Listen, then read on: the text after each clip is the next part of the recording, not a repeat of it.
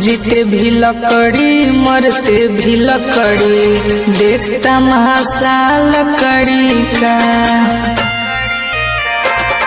जीते भी लकड़ी मरते भी लकड़ी, देखता महासा लकड़ी का। क्या जीवन क्या मरण कबीरा, खेल रचाया लकड़ी का। जीते भी लकड़ी मरते भी लकड़ी, देखता महासा लकड़ी का। जीते भी लकड़ी मरते भी लकड़ी, देखता महासा लकड़ी का।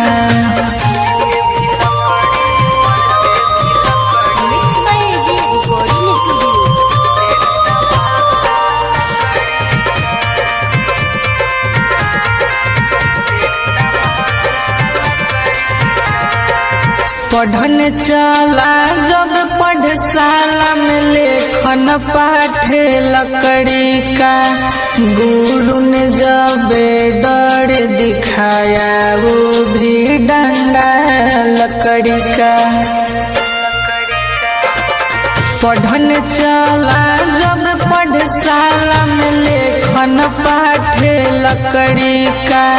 गुरु ने जब डर दिखाया, वो भी डंडा लकड़ी का।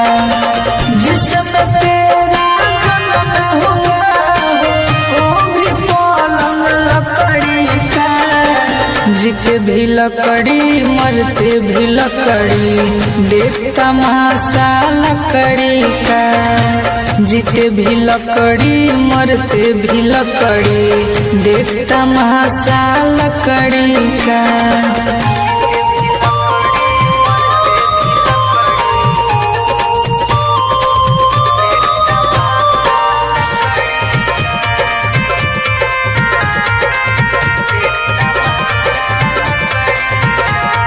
जिसमें तेरा ब्याह रचाया, वो भी मंडप लकड़ी का। जिस पे तेरी सैया सुजाए, वो भी पलंग लकड़ी का। जिसमें तेरा ब्याह रचाया, वो भी मंडप लकड़ी का। जिस पे तेरी सैया सुजाए, वो भी पलंग लकड़ी का।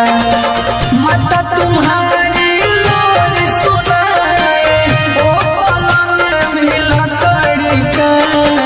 जीते भी लकड़ी मरते भी लकड़ी, देखता महासा लकड़ी का। जीते भी लकड़ी मरते भी लकड़ी, देखता महासा लकड़ी का।